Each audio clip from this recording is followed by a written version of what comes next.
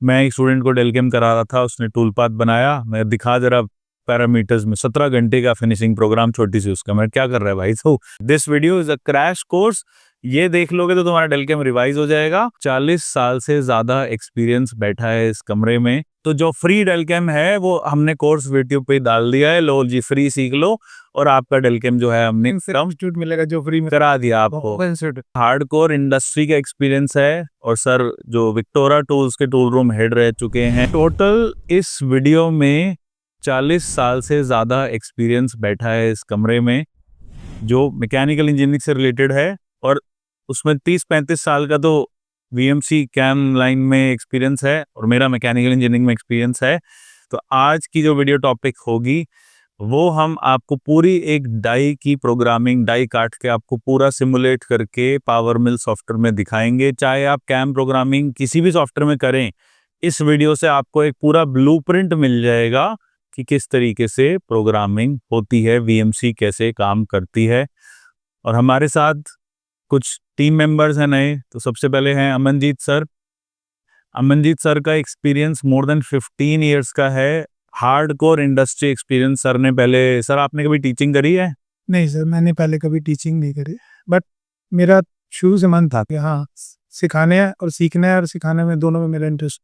तो सर का hardcore industry का एक्सपीरियंस है और सर जो विक्टोरा टूल्स के टूल रूम हेड रह चुके हैं। तो सर वहाँ पे जो मशीन है वो कितने साइज की होती थी? सर देखिए, उधर वीएमसी जैसे होती थी अपनी, वीएमसी का बेड साइज 1 मीटर तक भी है। 1 metre? 1 metre, okay. 1 metre by 1 metre by 1 metre. तो डिपेंड करता है हमारी जॉब्स के ऊपर, उसके हिसाब से इंडस्ट्री लाइन में बहुत बड़ी मशीनें हैं उधर अवेलेबल। एंड जहाँ पर मैं काम कर रहा हूँ वहाँ पर एचपीडीसी डाई कास्टिंग की मशीन है। कौन सी sir? HPDC die casting, okay. जो आप कहते हैं इसको। तो यूजीमी में एक 650 टन 700 टन की मशीन है हमारे। हाँ। तो सर एचपीडीसी डाई कास्टिंग में आप थे, तो वो होता क्या है एचपीडीसी डाई कास्टिंग? सर ये high pressure die casting machine होती है। वो जो हमारे पार्ट्स होते हैं एल्युमिनियम डाई कास्टिंग के, एल्युमिनियम के जो पार्ट्स होते हैं वो हम मोस्टली जो बनते हैं वो बनते हैं एचपीडीसी में, हाई प्रेशर डाई कास्टिंग पे। ठीक है। उस पे क्या होता है, वो मटेरियल को पहले गर्म करके उसको पिलाया जाता है, बिल्कुल लीन पे लिया जाता है। उसके बाद उसके अंदर जाता है डाई की हमने कोर, जैसे अब यहाँ पर आपको दिखाएंगे हम। दिखाएंगे, हाँ। मोल्ड में आप बना रहे हैं जो पूल ब्लॉक है, सेट है। तो इसके अंदर उसकी पूरी प्रोफाइल बनाई जाएगी, देन उसको डाई को बंद किया जाएगा, वहां से मटेरियल पोरिंग होगी। देन उसके बाद इंजेक्ट होगा, तो सारा मटेरियल सब कुछ सेम ही होता है सर, चाहे आप डाई कास्टिंग में चाहो इंजेक्शन मोल्डिंग में जाओ। वो हमें वो डिजाइन मोल्ड तो हमें वो सांचा तो बनाना ही पड़ेगा, एंड देन उसके बाद मटेरियल ठीक इंजेक्ट होता है, हमारे पास प्रोडक्ट निकल के आ गया। ठीक है। फिर सेकेंड नंबर पे हमारे साथ बैठे हैं संदीप सर। पहले आरवीएम कैड पे इनकी बहुत सारी वीडियोस आपने देखी होगी। इंडस्ट्री में इन्होंने फिर 4-5 साल फिर काम किया, पहले भी इनको 8 साल का एक्सपीरियंस था। Now he has joined back again as a trainer here. तो सर आपका किस फील्ड में कैसे कैसे एक्सपीरियंस है? स्टार्टिंग में सर यहाँ से जाने के बाद मैंने सबसे पहले जॉब वर्क में काम किया था, जो इंडस्ट्री अपना रेगुलरली जॉब वर्क में करती है। वहाँ पे sheet metal casting, tie casting और अपना मोल्ड के जो काम होते हैं कंफर्ट बेस पे, वो सारा काम करते हैं मिलिंग पे ही, मतलब मोस्टली वीएमसी पे। हाँ। फिर इसके बाद दूसरी जो कंपनी ज्वाइन की थी वो पूरी शीट मेटल के तौर पे काम करती थी। उन्होंने प्रेस मशीन दी थी, वहाँ पे सारे के सारे हमारे प्रेस टूल बनते थे। जितने भी थे आपके, कोई भी प्रोसेस ले लो, बेंडिंग का, ब्लैंकिंग का, जितना एक टूल पार्ट में जो भी आपका लगता है टूल ड्रॉ से लेके आपके लास्ट प्रोसेस तक के, वो सारी चीज़ों के बारे में अपना नॉलेज मिलती है। कौन सा हमें बीएनसी पे कराना, कौन सा हमें वायर कट पे कराना है, उन सब चीज़ों के बारे में हमें फिर वहाँ से। सॉफ्टवेयर कौन सा यूज करते थे? वहाँ पे हमारा डेलकेम पावर में चलता था। ओके। और सर आपसे सॉफ्टवेयर में भूल गया था। मेरा सर सॉफ्टवेयर वैसे ही, मेरा वो जो हार्डकोर नॉलेज है वो यूनिग्राफिक्स एनएक्स पे है। ठीक। उसका आप में से कैम कैट दोनों भी मुझे टिल 5 एक्सेस आप काम करते थे जी। एंड यहाँ पर पावर मिल की भी मुझे नॉलेज है, वहाँ पर रिसेंटली उन्होंने पावर मिल का लिया था, तो इसमें भी करना शुरू। सॉफ्टवेयर सब कुछ सेम होता है, सेम, कुछ ऐसा नहीं है। हाँ। किसी को कोई प्रॉब्लम आ रही हो, कुछ आ रहा हो, बट सॉफ्टवेयर की कमांड सब कुछ सेम होती है, कुछ थोड़ा सा दिखाने का तरीका अलग होता है। समझाएंगे आपको 1 से 2 दिन में पता चल कैसे समझ आना। लैंग्वेज सेम है, पैटर्न अलग है। वर्क एनसी हमने एक सॉफ्टवेयर एक्सप्लोर करा, बिल्कुल पावर मिल जैसा है, मतलब नाम भी सेम, रेस्टर फिनिशिंग उसमें भी रेस्टर नाम दे रखा है, पैरामीटर सेम है, सब कुछ सेम है। वो सेम होता है सर, ये इंडस्ट्री जो ऐसी है वो नाम अलग अलग है पर काम सबका सब अल्टीमेटली अपने को डाई से मतलब है कि क्या निकल के आ रहा है। फिर हमारे साथ है Karan sir. He is an academic perfection, मतलब ये सीएनसी, रोबोटिक्स प्लस वीएमसी तीनों चीज़ें, और आरवीएम कैड से आई थिंक 7-8 साल से जुड़े हुए हैं। उससे पहले इंडस्ट्री में भी सर ने काम किया है। तो सर आप क्या क्या पढ़ाते हैं स्टूडेंट्स को? सर मैं आरबीएम में कैम देख लेता हूँ, 2D प्रोग्रामिंग, सीएनसी देख लेता हूँ और रोबोटिक्स भी देख। रोबोटिक्स भी है, ठीक है। तो अब मेरा जो इंट्रोडक्शन है वो आप सबको पता है, तो हम अब वीडियो स्टार्ट करेंगे। अब ये जो हमारी स्क्रीन पे हम देख सकते हैं, ये क्या चीज़ है? मेनली ये एक तरह का कैविटी ब्लॉक है, और जो हम आज इसके बारे में डिस्कस करेंगे वो मेन ये है कि जैसे इंडस्ट्री में हमारे जो नए लड़के हैं जो हमसे सीख रहे हैं, जिनको हमसे पूछना है, मेन ये होता है कि प्रोसेसिंग इसकी कैसे होगी मैन्युफैक्चरिंग की। हम जब टूल बनाते हैं, किसी भी टूल का डाया सजेस्ट करते हैं तो किस बेस पे करते हैं? मेन इसमें जैसे डेलकेम मुझे भी आता है, डेलकेम सबको आता है। इस वीडियो के अंदर होता क्या है, डेलकेम में प्रोग्राम बनाना 5 मिनट का काम है। ब्लॉक लिया, टूल लिया, डिफाइन करा, रफिंग करी, फिनिशिंग करी, काट के हाथ में वो आ जाएगा। बट इसको डेलकेम नहीं कहते। मैं आप सबको बताना चाहता हूँ कि जो प्रॉपर प्रोग्रामिंग है वो आपको इस वीडियो में अब मिलने वाली है, क्योंकि हम बात करेंगे हज़ारों पैरामीटर्स की, हम बात करेंगे डिफरेंट काइंड्स ऑफ फिनिशिंग की, different kinds of tool path techniques की। डीप में घुसेंगे, आपको पता लग जाएगा कि जो डेलकेम बोल रहे हैं कि हाँ डेलकेम भी हम करा देंगे, और एक्चुअल डेलकेम जो है उसमें होता क्या है। वो मैं थोड़ा सा बोलना चाहता हूँ इसमें, आपको एक्चुअल होता क्या है वो यहीं पर मिलेगा। एग्जैक्टली, क्योंकि एक्चुअल में टूलिंग में टूल कैसे यूज करते हैं वो वीएमसी पे चल भी पाएगा कि नहीं पाएगा, वो भी हम आपको यहाँ वो सिर्फ एक पीडीएफ देख के नहीं हम पढ़ा रहे, इनका एक्सपीरियंस है। सर आपके लाइफ में कम से कम कितने टूल टूटे होंगे आज तक? हजारों? सर नहीं, जब आप सीख जाते हो ना सर, हाँ सीख जाते हो, बट देखे कितने होंगे टूटते हैं? बहुत टूटते हैं, ऐसा नहीं है। देखिए सीखते तभी हैं आप जब आपको पता चलता है, बिल्कुल। उस सीख से आपको ये देखना है कि नेक्स्ट टाइम वो गलती नहीं होनी चाहिए। बस तो ये चीज हम अपनी ट्राई करेंगे कि आपसे ना टूटे, इसीलिए हम आपको ये चीजें बता रहे हैं। और इसमें ये भी मैं चाहता हूँ आप लोग समझाइए कि कैसे टूल पाथ का जो टाइम है वो भी रिड्यूस करें। मैं एक स्टूडेंट को डेलकेम करा रहा था, उसने टूल पाथ बनाया, मैं दिखा जरा पैरामीटर्स में 17 घंटे का फिनिशिंग प्रोग्राम, छोटी सी उसका। मैं क्या कर रहा है भाई तो 17 घंटे, तो उसको पता ही नहीं था। वो खुश हो गया कि देखो मैंने प्रोग्राम बना दिया। मैं तू इसको चलाएगा तो भाई तू आधा 1.5 दिन तू इसमें लगा रहा है, 17-18 घंटे, 3/4 ऑफ अ डे। तो ये चीज भी हम इसमें डिस्कस करेंगे। मेनली क्या होता है, जैसे हम कोई भी डाई बनाते हैं, किसी भी डाई का प्रोग्राम जनरेट करते हैं, तो सबको लगता है कि टाइम लगेगा, लेकिन मेन होता है कि आप किस पैरामीटर पे, किस फंक्शन पे कितना टाइम दे रहे हो। एग्जैक्टली, कहाँ जरूरत भी है टाइम देने की, कहाँ नहीं है। हमारा जो मेनली इंडस्ट्री का जो प्रोसेस है वो ये कहता है आप जो टाइम ले रहे हो, मेन रफिंग, दूसरा सेमी फिनिश और फिनिश। इसके अलावा आपका जो टूल है वो कहीं पे भी ज्यादा टाइम कैरी ना करे। बिल्कुल। स्टार्ट करते हैं, लेट्स स्टार्ट। कि अब ये आपने ले लिया फर्स्ट प्रोसेस डेलकेम का, क्या होता है? Let's start. फर्स्ट प्रोसेस जो हमारा होगा यहाँ पे डेलकेम के, सबसे पहले आता है हमारा ब्लॉक डेफिनेशन का, कि ब्लॉक को हमारे पास जो एक्चुअल साइज कितना है, स्टॉक साइज कितना है, हम उसके बारे में बात करेंगे। देन उसके बाद हम बात करेंगे कि हमारा एमसीएस कहाँ पे आएगा, जैसे हम बोलते हैं अपना वर्क प्लेन सेटअप, कि हमारा वर्क प्लेन किस ओरिजिन पे रहेगा, आप कैसे कैसे उसको डिफाइन कर सकते हो। तो इसके लिए सबसे पहले आपको जाना है यहाँ पे ब्लॉक पे। यहाँ पे आपके सामने स्क्रीन पे आ भी रहा होगा ब्लॉक पैरामीटर के नाम से। अभी यहाँ पे देखो आपका मिनिमम मैक्सिमम ये आपका चलेगा सेंटर कोऑर्डिनेट से, और ये जो लेंथ को शो कर रहा है वो आपको बताएगा टोटल ब्लॉक ऑफ साइज।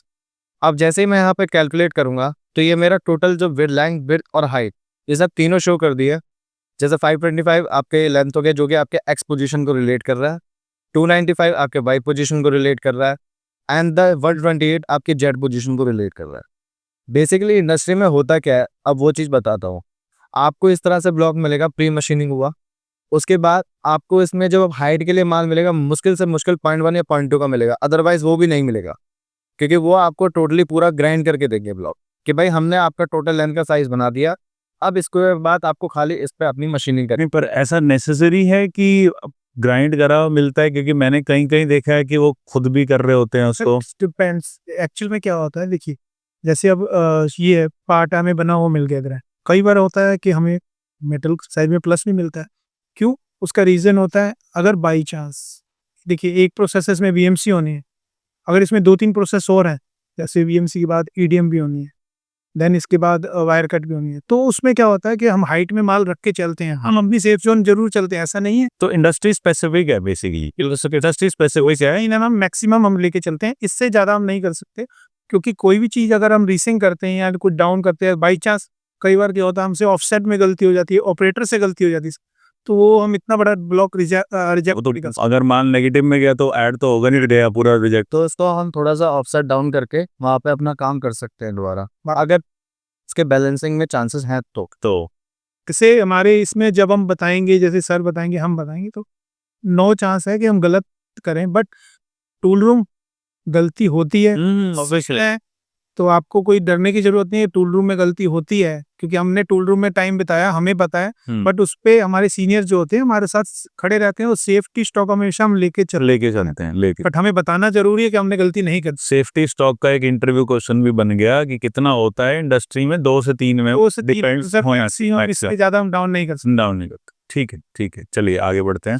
तो यहाँ पे हमारा जो टोटल ब्लॉक है, जो रॉ मटेरियल है, वो तो हमें पता चल गया। अब हम मान के चलते हैं ये ब्लॉक हमें पूरा प्री मशीनिंग हुआ मिला है। इसके बाद मैं इसको कैलकुलेट करके इसको एक्सेप्ट कर लेता हूँ। फिर अब बात आती है हमारे एमसीएस के लिए। एमसीएस पे आप यहाँ पे वर्क प्लेन पे देख रहे हो। एमसीएस क्या होता है, इनको सब बताओ। आप मान के चलो कि हमारे स्टूडेंट्स को कुछ नहीं आता। एमसीएस का मतलब होता है मशीन कोऑर्डिनेट सिस्टम। जो आपके मशीन है वो कहाँ से अपनी वैल्यू को कैलकुलेट करके चलेगी, आपका एक्स वाई का पोजीशन कहाँ से कैलकुलेट। अब मान लो आपके सामने इतना बड़ा मशीन का बेड का साइज है और ये आपका वर्कपीस यहाँ पे रखा है। अब मशीन किस तरह से जज करेगी कि आपका जो बेड है, आपका जो वर्कपीस है, वो बेड के किस कॉर्नर पे रखा हुआ है, किस पोजीशन पे रखा हुआ है। तो जो आपके डाटा में रखा होगा और जो आपने मशीन में कोऑर्डिनेट दिए होंगे, वो वहां से अपना रीड करके चलेगा कि भाई मेरा जो बेड पे है वो वर्कपीस है, वो इस पोजीशन पे रखा हुआ है, मेरे को यहाँ से इसको डिफाइन है। तो लॉन्ग स्टोरी शॉर्ट, मतलब कि अगर हम जो भी सॉफ्टवेयर में कर रहे हैं वो मशीन को नहीं पता कि तुमने ब्लॉक हॉरिजॉन्टल लगा दिया, खड़ा कर दिया, कहाँ से मेरा 0 स्टार्ट होगा, वो करना हम सिखा रहे हैं। वर्क ऑफसेट में बात करी थी ना। हाँ एग्जैक्ट, ऑफसेट जो हमने मशीन पे सेंटर लिया था, वही पार्ट का 0 बना के हम काम कर। ठीक है। चलो आगे चलते हैं। इसके बाद यहाँ पे हमने देखो create and orient work plane position using block. अब यहाँ से आपके पास पर्टिकुलर पॉइंट आ जाएंगे। आपको कॉर्नर सेंटर देना है, आपको अपने वर्कपीस का मिडल पॉइंट देना है, या फिर आप अपने कोई सा भी सरफेस का अपना कोई सा एस सेंटर देना है, आप दे सकते हो। अब मैं यहाँ पर छोटा सा आपको रुकना चाहूंगा।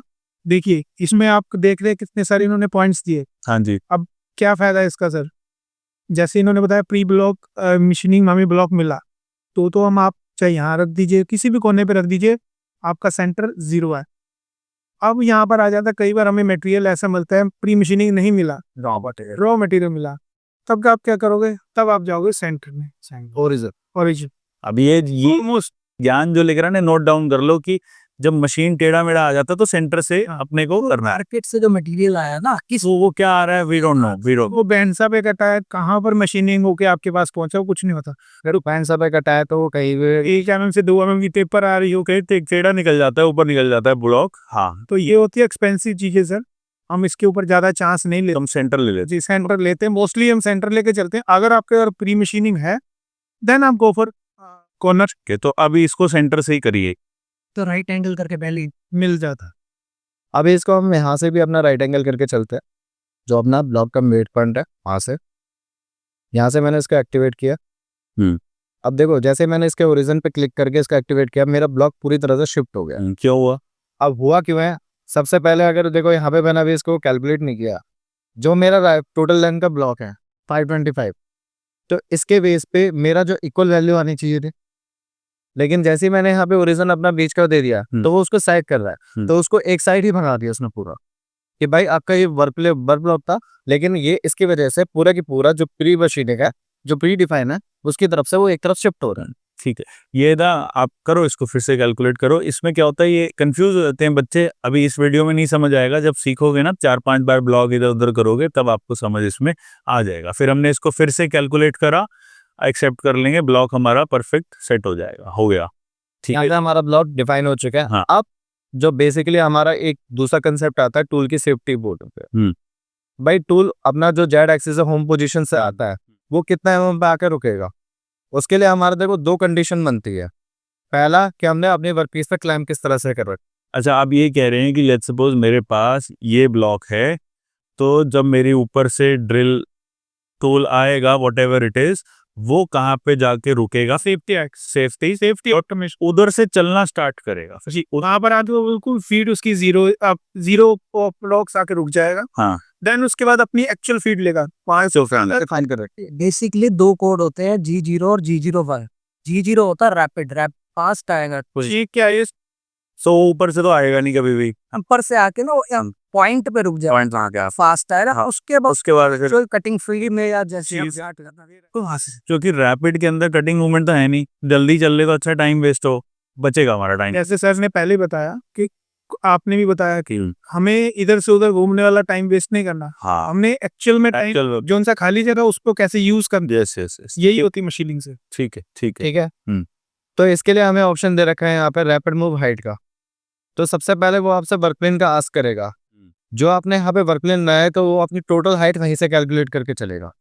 मतलब जितने आपके सेटअप चेंज होते जाएंगे, जितनी सेटिंग चेंज होती जाएगी, उतनी बार वो आपसे वर्क प्लेन की आस्क करेगा कि भाई मेरे को इस साइड से चलना है, इस साइड से चलना है। इसके बाद यहाँ पे मैंने वर्क प्लेन 1 बनाया है तो मैं इसको यहाँ पे डिफाइन कर दूंगा। अब रैपिड क्लियरेंस और प्लंज क्लियरेंस। रैपिड क्लियरेंस अपना वो हाइट है कि भाई अपना टूल कितने एमएम पर आके फर्स्ट पॉइंट पर रुकेगा जो फर्स्ट पॉइंट आएगा। और प्लंज क्लियरेंस कितने एमएम ऊपर से वो अपनी एक्चुअल फीड के साथ काम करना शुरू कर देगा। जी ठीक है। तो यहाँ पे देखो जनरली हम जो इंडस्ट्री के बेस पे लेते हैं 10 एमएम या 50 एमएम अगर क्लैंप के पोजीशन है उसके हिसाब से। फिर इसके बाद प्लंज क्लियरेंस आप 1 mm 0.5 जितना आपको सहूलियत लग रही है उसके हिसाब से, ब्लॉक के हिसाब से आप उतना डिफाइन कर सकते हैं। ये पैरामीटर्स आप लोग लिखते जाओ, दीज आर वेरी इंपॉर्टेंट। ये नॉलेज जो है ये कंबाइंड 30-40 साल के एक्सपीरियंस से आपको मिल रही है इस वीडियो में। ये आपको एक्सपीरियंस से ही मिलेगी, अदरवाइज यहाँ पर आएंगे हम बताएंगे आपको कैसे होता है, और पता ही नहीं होता, वो खोलेगा वो कहेगा ये क्या है, वो कुछ भी डाल देगा इसमें। जिसमें आप बिना इसको करे हुए जैसे सर ने बताया ये करके बनाओगे तो आप प्रोग्राम तो आपका जनरेट हो जाएगा। हाँ, प्रोग्राम तो कोई भी कर लेगा, मशीन कहाँ घुसेगी आपको नहीं पता चलेगा। ना प्रोग्राम तो कोई भी बना तो लेगा। इसकी गारंटी दे सकता हूँ, आप आधे से ज्यादा यूट्यूब पे सर्च करके देखोगे वो खाली आपको प्रोग्राम लेकिन ये नहीं बताएंगे टूल की सेफ्टी चलाना है और चलाना कैसे प्रोग्राम ये नहीं बताया। हम तो वो सिखा रहे हैं एक्चुअल रियल वर्ल्ड वेरिएशन, तो मेन रियल वर्ल्ड सिखाना है ना। ठीक है, एक्सेप्ट करते हैं इसको। उसको हम देखो अभी ये क्या बोला, calculate dimension from block and model, लेकिन प्रोग्राम इसको रीड नहीं करेगा, प्रोग्राम आपका नॉर्मल वैल्यू को लेके चलेगा। तो इसके बाद मैं क्या करूंगा, इसको सबसे पहले जैसे कैलकुलेट कर दूंगा तो यहाँ पे मैं रैपिड हाइट और प्लंज हाइट दोनों में चेंजेस आ जाएंगे। तो जैसे कैलकुलेट किया आप यहाँ पे देख भी सकते हो सेम आ गई वैल्यू, सेम वैल्यूज आई। वैल्यू जो आ चुकी। और अप्लाई सेव एरिया ये किसके लिए होता है, जैसे हम भूल जाते हैं कई बार। अब मैंने उसके बाद टूल पाथ भी जनरेट कर दिया। अब वो टूल तो मेरा बार बार अपना प्लंज कर रहा है, ऊपर उठ के चल रहा है फ्री से, जहाँ से उसको पहले एक्चुअल उसके डिफाइन है। तो अगर हम दोबारा उस पर अगर कैलकुलेट करते हैं और दोबारा इस कंडीशन को अप्लाई करते हैं तब हम इस पर अप्लाई सेफ एरिया पे क्लिक करेंगे ताकि आपने जो टूल बनाया है वो कंडीशन उस पर भी अप्लाई हो जाए। ठीक है। इसके बाद इसको सीधा मैं कर लेते हैं एक्सेप्ट करने के बाद अब देखो जो सॉफ्टवेयर अपडेट हो रहे हैं वो आपको सीधा ये बोल रहे हैं कि भाई एक लिमिट में लेके चलो, कोई भी टूल है। तो हम यहाँ पे भी स्टार्टिंग में अपना लिमिट क्रिएट करेंगे। यहाँ पे एक ब्लॉक बाउंड्री हम अपना क्रिएट कर देते हैं ताकि जो टूल है आपका, जो रफिंग का जो टूल चलेगा वो पूरा की पूरा एक लिमिट को लेके चलेगा, एक पूरे उसमें सेगमेंट में चलेगा कि हाँ भाई इससे बाहर ना जाए। इससे कहने का मतलब, इनका कहने का मतलब ये है कि ये टूल इससे बाहर ना जाए, टूल नहीं जाएगा, रिस्ट्रिक्शन लगा दी कि इससे ज्यादा हम ना, इससे मशीनिंग टाइम भी बचेगा अपना, एंड देन और कोई बाहर अगर आपके क्लम्प लगे हों, कुछ लगे हों, उसके अंदर भी जाने से ये बच जाए। फालतू के मूव्स भी फालतू के मूव्स बताएंगे। एक और चीज भी बता देते हैं कि कहीं आपको लगे जी हम 2017 वाले सॉफ्टवेयर पे कर रहे हैं, भाई 2026 लॉन्च नहीं हुआ है, मेरे पास आ गया है। ठीक है, हमारे पास सारे सॉफ्टवेयर लॉन्च होने से पहले आ जाते हैं। पूरे इंडिया में एक अकेली एआई की वीडियो है सॉलिडवर्क्स की जो मैंने डाली है, वो अभी एआई लॉन्च भी नहीं हुआ है, बट आई हैव इट। मैं 17 इसलिए करा रहा हूँ क्योंकि इंडस्ट्री 17 करा रही है। सॉफ्टवेयर के वर्जन से कुछ नहीं होता, बट बच्चे भोले बहुत हैं, बिल्कुल से वो कहते हैं जी आप 25 नहीं करा रहे, मैं कह रहा हूँ भाई 26 करा दूं। मेरे पास वो भी है जो इंडस्ट्री पे नहीं है, बट क्योंकि इंडस्ट्री बैठी है 16-17 पे, मैं चाहता हूँ मेरे बच्चे वहां जाके काम कंफर्टेबली कर रहे हैं। और फर्क कुछ नहीं होता, बिल्कुल कोई फर्क नहीं है। थोड़े बहुत मेन्यू इधर उधर चेंज कर देंगे, बहुत हाई लेवल पे कोई फर्क होता है वो आपको उसकी टेंशन नहीं लेनी। क्लैरिटी दे रहा हूँ कि भाई ये मत सोच लेना आरवीएम पे 17 है, आरवीएम पे 27-26 से पहले आ जाएगा, but we are not doing that because उसका कोई पॉइंट नहीं है। आपको नया सॉफ्टवेयर करा देंगे, आप पुरानी इंडस्ट्री में जाओगे, वहां आप ही कंफ्यूज हो जाओगे। बिल्कुल। ठीक है, हाँ चलो आगे बढ़ते हैं। बाउंड्री हमने कर ली। अब इसके बाद देखो आपके सामने यहाँ पे प्रोफाइल में 2 होल दिख रहे हैं। ये अभी दिक्कत नहीं करेगा रफिंग कंसेप्ट में।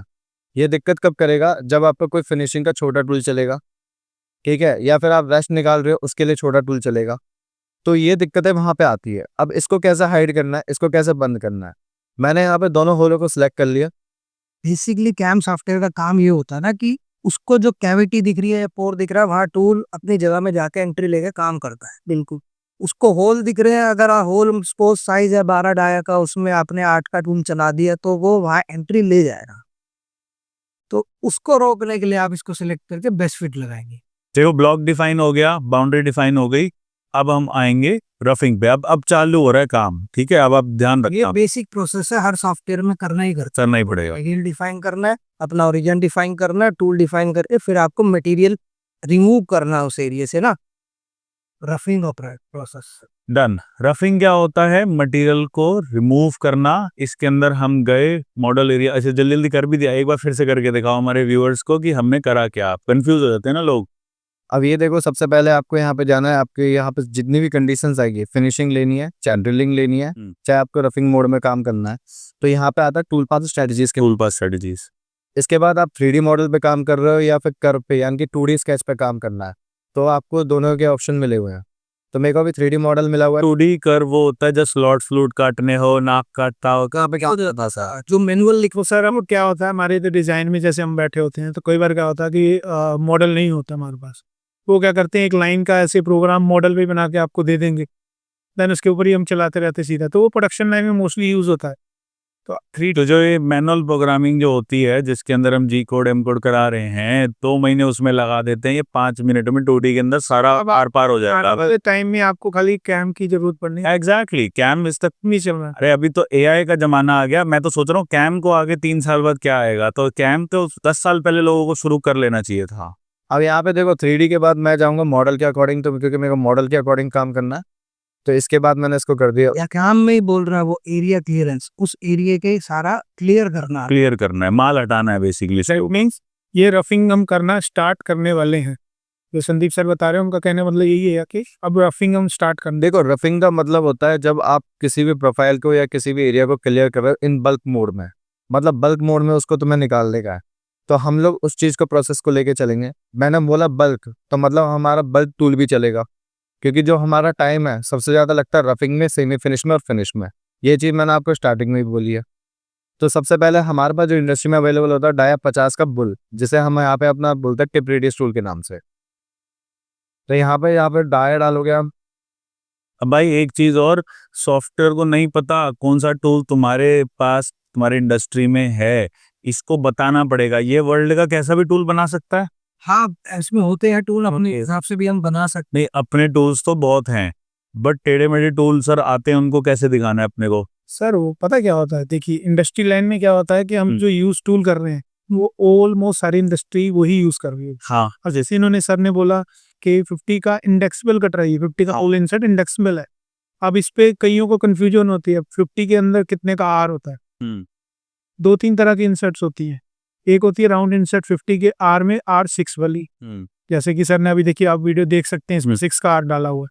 कि इसका रेडियस होगा वो 6 डाया, मतलब टोटल डाया होगा 12, आर हो गया 6 हो गया। और इसका जो इंडेक्सेबल कटर का डाया बनेगा वो बनेगा 50। और रिसेंटली आपने वो दिखाई थी ना सर, पप्पी डायल से डायल करते हुए वीडियो बना रहे थे, सॉलिड कार्बाइड का था। यस यस, वो इसको भी डायल करके करते हैं। क्यों 50 का डाया एक्चुअल बन भी रहा है कि नहीं, ये भी आपको देखना है। ऐसा नहीं है कि 50 का कंपनी ने दे दिया तो वो फिक्स से आ गया, वो भी चेक करना हमने। और दूसरा हमारे जो भाई लोग हैं उनको दूसरी दिक्कत क्या आती है, मेरे पास जो इंडस्ट्री में होता है, शायद सर के साथ भी हुआ कि सर जी एंडविल किसे कहते हैं और बुल किसे कहते हैं। हाँ, वो चीज पता नहीं है कि 50 का एंडविल भी होता है, 50 का बुल भी होता है, इंसर्ट उसमें भी लगती है, इंसर्ट उसमें भी लगती है। और कई लोग कंफ्यूज हो जाते हैं कि हमारे सामने कई बार ऐसा एक्सपीरियंस हुआ है। मैं जैसे मैंने डाल दिया बुल, अब कोई नॉन टेक्निकल बंदा है, कोई नया बंदा है, वो उसमें अपना एंडविल का जो टूल होता है उसी को लगा के चला देगा।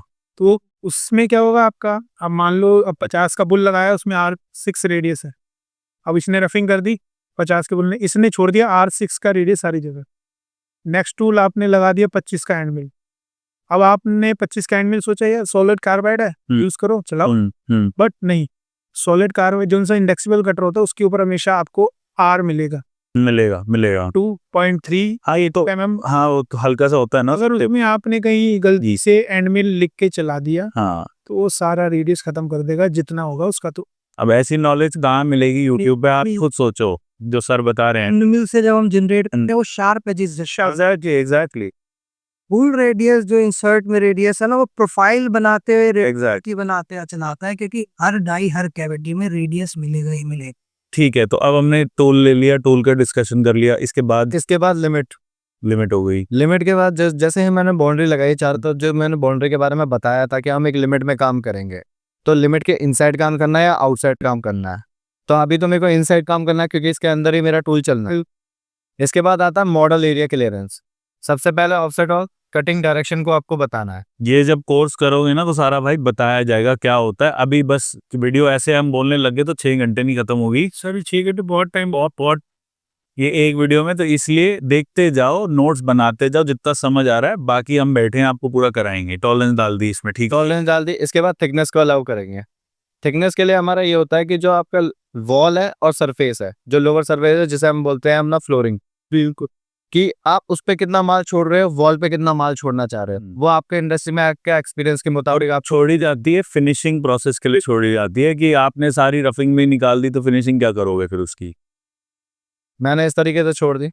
अगला आता है स्टेप ओवर, कि टूल अपना जैसे फर्स्ट स्टेप पे चल गया, अब अगला स्टेप पे वो अपने कितने mm पे जाके अपने आप को ओवरलैप करता हुआ चलेगा। ये 50-60% के करीब 70% डाल दो इसमें। चलो स्टेप डाउन डाल दिया 0.4, ठीक है। ये बताया जाएगा आपको, आरवीएम पे सिखाया जाएगा स्टेप डाउन क्या होता चलता है, हर टूल का कितना परसेंटेज। तो हम अपने एक्सपीरियंस से आपको बताएंगे। है वो अभी तो हम बस आपको करके दिखा रहे हैं। इसके बाद यहाँ पे स्पाइरल ऑन कर दिया।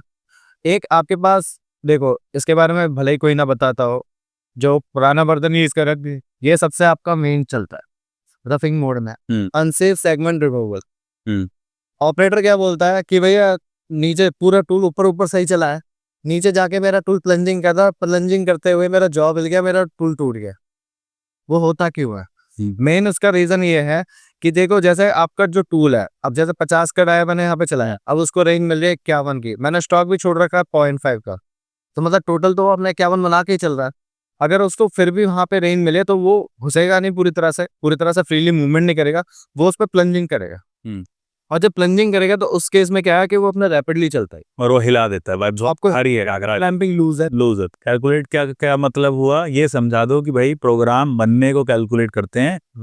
आपने जो वैल्यूज डाली है, अब वो टोटल वैल्यूज का सम करके उसको कैलकुलेट करके आपके सामने एक प्रोग्राम बन गया भाई। प्रोग्राम पहला बन गया है, आपका तैयार हो। ये ग्रीन कलर जो है ये टूल पाथ होता है। इसको जूम करके एक बार दिखाइए। मतलब कि ये जो लाइन है इसके ऊपर वो टूल जो है वो चलेगा। That's what it means. अब ये देखो, जो मैंने इसके बारे में चलो हम अलग से बात करेंगे, लेकिन ये टूल की एंट्री दिखा देता हूँ। ये मेरा लोअर पॉइंट था, टूल को यहाँ पे जगह नहीं मिली, प्लंजिंग कर वो ऊपर ही था, तो उसने क्या बोल दिया, जो अनसेफ सेकंड रिमूवल उड़ गई, इसमें आज तक ही काम करना है मेरे को। इसके बाद जो अगला टूल है भाई तू आके करे, तो आगे कर, उसमें छोटा टूल चलाएंगे तो उसको हम कहते हैं सर रेस्ट मिली। Rest milling. रेस्ट से बेनिफिट होता है ना, थोड़ी रेस्ट ज्यादा मटेरियल और रेस्ट मिलिंग में प्रीवियस टूल का अपने को रेफरेंस भी रहना मिल पड़ता है। जाएगा, देन वो वहां पर जाएगा जहां पर बड़ा टूल चल चुका था। ठीक है। इसको अब चला के दिखा। अब क्या होता है 90% जो लोग सिखा रहे हैं डेलकेम, वो आपको जल्दी से कुछ भी बना के चला के दिखा देते हैं और आप खुश हो जाते हो कि देखो हमारा बन गया। भाई असली चलाने के अंदर दिमाग लगता है, पैरामीटर्स लगते हैं, क्योंकि वहाँ जो काम हो रहा है वर्सेस जो यहाँ सिखाया जा रहा है वो जमीन आसमान का फर्क है। हमारे केस में नहीं होगा जमीन आसमान का फर्क। ठीक है, ये देखो ये कट रहा है, इसको फास्ट कर सकते हैं, स्लो कर सकते हैं, इसके फिनिश हम शाइनी कर सकते हैं। ये एक सिमुलेशन है। और एक और चीज़ कि सॉफ्टवेयर जो है ऑटोडेस्क का ही प्रोडक्ट विच इज़ फ्यूजन 360 जबरदस्त सिमुलेशन है। ऐसा सिमुलेशन देगा कि आपको लगेगा अरे तो बिल्कुल ही रियल बन गया है। फर्क कुछ नहीं है भाई कोड में। फ्यूजन 360 भी ऑटोडेस्क का है, अच्छा सिमुलेशन देता है। सिमुलेशन पे मत जाओ, कोड सेम चीज निकलेगी। अब 2025 जो है उसका सिमुलेशन डेफिनेटली बेटर होगा, उसके ग्राफिक्स बेटर होंगे, बट आपको ग्राफिक इसकी वीडियो थोड़ी बनानी है, वीडियो तो हमें बनानी है। सर एक इसका रेस्ट का भी आप बना के दिखाइए। हाँ। रेस्ट के लिए भी हम सेम ही कंडीशन पे जाएंगे। रेस्ट मिलिंग मतलब बोल सकते हो कि जो आप बाकी के सॉफ्टवेयर में दो ऑप्शन दे रखा है, कि एक रफिंग के लिए अलग दे रखा है, रेस्ट मिलिंग के लिए इसमें सेम और एक ऑप्शन नीचे आया बस ऐड करना हो, नीचे क्लिक करना, रेस्ट से नहीं कर लिया लिंक का प्रोग्राम। यहाँ पे आपको देखो टूल बनाना है छोटा, दूसरा बना लेंगे टूल। जैसे मैंने बना दिया, मेरे पास 50 के बाद सीधा 25 का टूल है। और देखिए यहाँ पर सर ने आर डाल दिया 0.8, तब ये मेजर हो गया 0.8 का आर के साथ, वो 50 वाला 0.8 के आर के साथ मर्ज करके मैच करके चलेगा टूल।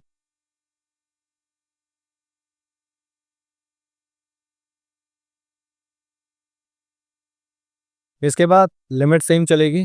मॉडल पे गए, थिकनेस कभी भी नहीं छेड़नी होती है। कई लोग हमारे जो है योद्धा वो क्या करते हैं, थिकनेस में भी काम कर देते हैं। हाँ, उससे क्या होता है ना, पूरा सॉफ्टवेयर वो पूरे उसमें वॉल पे काम करता हुआ चलेगा। में टूल वो तो हमें फिनिशिंग चलानी है वहाँ पे। ठीक है, हम मेरा जहाँ पे 50 का काम कर चुका है, मैं उसको क्यों अलाउ करूँ भाई, तू भी जाके वहाँ पे काट। हाँ, तो ऊपर से नीचे तक नीचे टाइम वेस्ट करना नहीं है हमने, नहीं करना, सीधा नहीं एरिया को। जहाँ पर 50 का नहीं जा पाया वहाँ पर 25 का जाएगा बस। अब यहाँ पे मैं इसके टूल के हिसाब से वैल्यूज को ऐड कर देता हूँ जितना मेरे को चाहिए। इसके बाद सिर्फ मैं एक रैश मशीनिंग को ओपन करूंगा कि, और यहाँ पे रैश का ऑप्शन दूंगा, भाई तेरे को काम करना किसके बाद है, अब इसको काम करना 50 के बाद। तो यहाँ पे मैं उस पर 50 का रेफरेंस दूंगा। इसके बाद अनसेफ सेगमेंट रिमूवल है, जो मैंने 2.5 को शो किया था। अब यहाँ पे बात क्या हुई थी हमारी कि भैया यहाँ पे मेरे को उसको रोकना है कि भाई तो एंट्री नहीं लेनी, लेकिन अब यहाँ पे मैं इसको अलाउ करूंगा, भाई तू जाके काट, जहाँ पे वो नहीं जा पाया तू जाके काट। इसके बाद फ्लैट मशीनिंग, जो आपको हम वैल्यूज के बारे में बताएंगे भी। इसके बाद कर देता हूँ मैं इसको कैलकुलेट। तो भाई अभी तक जो है फाइनल नहीं हुआ है सर, तब तक आप ये बता दीजिए कि हम कर क्या रहे हैं। पहले रफिंग करी, फिर रेस्ट मशीनिंग करी, उसके बाद क्या स्टेप आते हैं, मतलब एक इनको ब्लूप्रिंट दे दो कि क्या होता है। सबसे पहले जैसे बताया ब्लॉकिंग, रफिंग एंड उसके बाद सर हम स्टार्ट करते हैं रेस्ट मिलिंग। रेस्ट में रेस्ट का नाम ही, प्रोग्राम का नाम ही बता रहा है आपको कि रेस्ट कर हुआ। हाँ, देन उसके बाद सर, अरे कुछ लोग ये भी सोच लेते हैं ना रेस्ट का मतलब आराम करना, कोई भरोसा नहीं है ना। अरे वो तो देखिए हम कुछ नहीं है ऐसा कर, रेस्ट का मतलब जो बच गया है इसको रिमूव करना है, जैसे कि आप देख रहे हो ये हो गया। रेस्टिंग। हाँ, तो यहाँ पे देखो बाल मिला, नीचे जाके मिला, पहले अपना इतना एरिया छोड़ गया। पहले तो कुछ हुआ ही नहीं, नीचे हुआ मेन उसका काम सारा। अब इसने खाली जो माल लिया वो नीचे नीचे लिया, क्योंकि भाई ऊपर से तो कट चुका। रेस्ट के बाद क्या होता है सर? अब इसके बाद हम एक और हो सकता है कि जैसे अब 25 का टूल चल रहा है तो इसके एक और प्रोग्राम हम यूज करेंगे, छोटे टूल तक लेके जाएंगे। ये नहीं है कि एक 25 का चलाया और हमारा काम और छोटा कर सकते, और तक लेके आएंगे, मैक्सिमम तक लेके आएंगे, मिनिमम छोटे टूल तक लेके आएंगे जहां तक हम जा सकते हैं। तो हमारा ये होता है कॉन्सेप्ट के 25 के बाद 16 के बाद 10 के बाद 8। चलो जी 10 भी आ गया, अब 16 का टूल लिए, क्योंकि इतने जल्दी हम छोटा टूल यूज नहीं कर सकते कि वो हमारा टूल भी टूटने का तोड़ दें। ठीक है, that come from your experience. जब आप एक्सपीरियंस आता है आपको, तभी आपको पता चलता है इस चीज के बारे में। मतलब रेस्ट तो तब तक चलाना है सर जब तक पूरे मॉडल पे उतना इक्वल मटेरियल, इक्वल माल ना मिल जाए। अब फिनिशिंग पत्ता कैसे चलेगा इक्वल है? वो हम जो सर ने बोला था ना, भी रेस्ट करते जाएंगे, थिकनेस में उतना ही छोड़ते जाएंगे, लेन बिल्ली। इसके अंदर हमारे पता है सारे टॉप मॉडल करके, टॉप मॉडल करके देख, एक्चुअली स्टॉक मॉडल तो पता चलेगा, मॉडल से हम देख सकते हैं। हाँ, तो पर वो इस वीडियो में हम नहीं बता रहे, वो बहुत लंबा हो जाएगा। उसके लिए तो आपको हमसे जुड़ना पड़ेगा। नहीं भी जुड़ेंगे तो बाद में डाल देंगे वीडियो। देखिए क्या होता है कि YouTube पे हम तो डालते रहेंगे, जिसको एक्चुअली हमारे साथ बैठ के डाइयाँ बनवानी है, सीखना है, वो आके ही कर पाएगा। ये पॉसिबल नहीं है ऑनलाइन करना। इस वीडियो का एम जो है वो ये है कि आपका रिवीजन हो जाए बहुत अच्छा, जिसको डेलकेम आता है, जिसको नहीं आता उसको पता लग जाए कि हम कितना अच्छा कराते हैं। अब देखिए सर, ये छोटा टूल चला, उसने रेडियस सारे खत्म कर दिए। ये देखो उसको जो हमारे से एरिया को टारगेट किए, फिर ऊपर सिर्फ हम ये देखो यहाँ पे चला, बस यही चला है, पूरी जगह चल के टाइम वेस्ट नहीं हुआ। और भाई थिकनेस में अगर हम ऊपर, और ये सॉफ्टवेयर ने अपने आप डिटरमाइन करा है, ये हमने नहीं बताया उसको कि भाई कहाँ चल, वो खुद चला है। उसने इसको बस ये बताया कि पिछला टूल कौन सा चला था, बस उस हिसाब से उसने, इसके अलावा हमने इससे कुछ नहीं बताया। तो अब हमारा ये रफिंग हो गई, रफिंग। अब फिनिशिंग चला देते हैं। अब देखो इंडस्ट्री के हिसाब से एक पॉइंट ये आता है कि भाई जब बॉल चलाते हैं ऑपरेटर, वो सीधा आके हमसे एक कॉज करते हैं, सर हमने बॉल चलाया लेकिन सेमी फिनिश चल रहा है, बॉल सही चला है, रेडियस दीवार में, लेकिन कॉर्नर एजेस में आके टूट गए। उसका मेन रीजन क्या है? हम में से जितने प्रोग्रामर है, शायद ये गलतियां हमने भी करी होंगी, क्योंकि हम भी वो उस चीज से सीख के आगे बढ़े कि जो टूल चलता है, जैसे हमने अभी एनविल का चलाया, तो एनविल जो छोड़ के जाता है वो अपने शार्प एजेस को छोड़ के छोड़ेगा, और जो रेडियस मेंटेन होता है वो राउंड शेप को लेके चलती है। तो हमारा जो कंसेप्ट होता है इंडस्ट्री के हिसाब से, आपको एक टूल मतलब पेंसिल के तौर पे चलानी होता है ताकि वो अपनी राउंड शेप को मेंटेन। तो आपके पास देखो कॉर्नर पेंसिल के लिए ये नहीं है कि जरूरी कि भाई आप छोटा टूल ले लो स्टार्टिंग में, जिस डाया का आपने लास्ट में रफिंग का प्रोसेस दिया है अब उस डाया से कर सकते हैं। तो यहाँ पे देखो मैं कॉर्नर पेंसिल को अलाउ करूंगा, कुछ डिफाइन ज़्यादा नहीं करना, आपको टूल बनाना है इसमें और आपको इसमें सिर्फ थिकनेस डिवाइड करनी है, फिनिश तो कर नहीं रहा डायरेक्ट। बिल्कुल ठीक है, स्टॉक दे के चलूंगा। तो यहाँ पे बॉलनेस ले ली, जैसे मैंने 16 का एंड चलाया था, 16 की बॉल से ही शुरुआत करूंगा। इसके बाद यहाँ पे दे दिया मैंने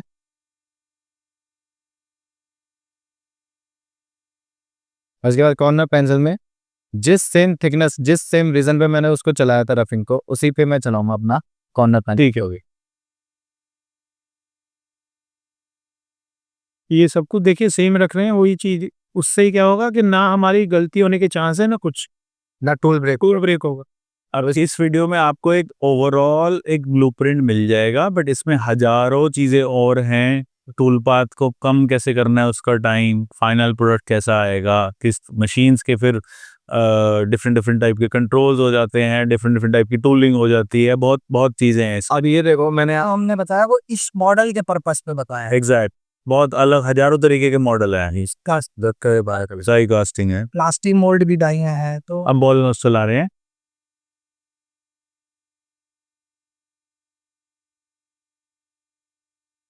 तो डिफरेंट डिफरेंट प्रोसेस हम करते जा रहे हैं जब तक अपने को फाइनल नहीं मिल जाता।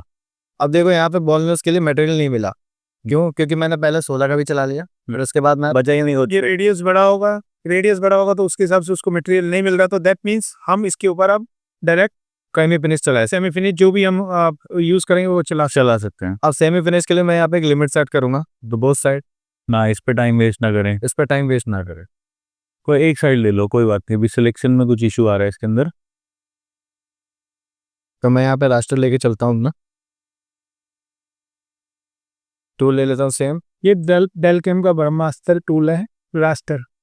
तो नहीं क्या आप ऐसा काम भी कर सकते हो सर, हाँ इसी से ज़्यादा फिनिशिंग पे भी जा सकते हाँ, रास्टर तो हो। रास्टर टूल आपका ब्रह्मास्त्र एक तरह से एनएक्स में क्या डिफरेंट है, में कंटूर है, सेम कंटूर, उसी से आप एंगल ये रास्टर डिफाइन है। रास्टर। अभी आप जो सा एनएक्स कह रहे हैं ना कि अलग है, वर्जन अलग है, जो एनएक्स का लेटेस्ट वर्जन मैंने चलाया हुआ है उसमें ऑलमोस्ट वो डेल कैम पावर में हाँ, सब इंस्पायर्ड है एक दूसरे से। हाँ, उसमें आने वाले टाइम में हो सकता है दोनों जने सेम ही हो जाए। नहीं नहीं वो जर्मनी कंपनी है अमेरिका की, बट हाँ हाँ बन गया। अब ये देखो इससे देखो होता क्या है, इंडस्ट्री में दो तरह की फिनिशिंग चलती है, अगर डेलकेम वाले देख रहे हैं तो। एक तो ऑप्टिमाइज भी चलता है, दूसरा रास्टर भी चलता है। रास्टर का सीधा प्रोसेस ये है, एक तो वो जो प्रॉपर्टी फाइल होती है, जो केबी फाइल होती है इसके बाद में एनसी प्रोग्राम की, एक तो वो उसको शॉर्ट कर देता है।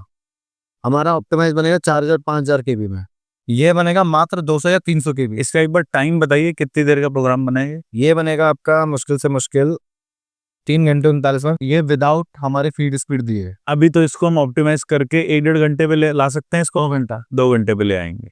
वो अब हम आपको जब कोर्स ज्वाइन करोगे तब बताएंगे कैसे लाना है। अरे एक चीज और मैं इसमें ऐड ऑन करूँ, हाँ चलाओ। हर टूल जो से हमारे होते हैं सर, हर टूल की एक लाइफ भी होती है।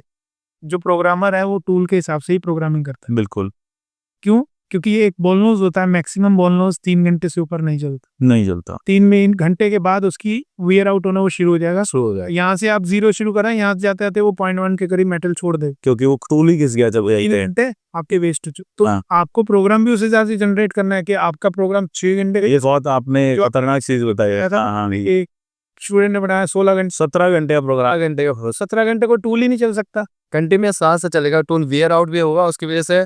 अगर वो सीधा जा रहा है तो वो टेपर जरूर क्रिएट करेगा, कर देगा कर से। तो ये चल गया प्रोग्राम हमारा, ये सेमी फिनिश चल गया। सेम मैं उसके बाद अपना आप फिनिशिंग के लिए वीडियो हम इतनी लंबी नहीं खींच सकते।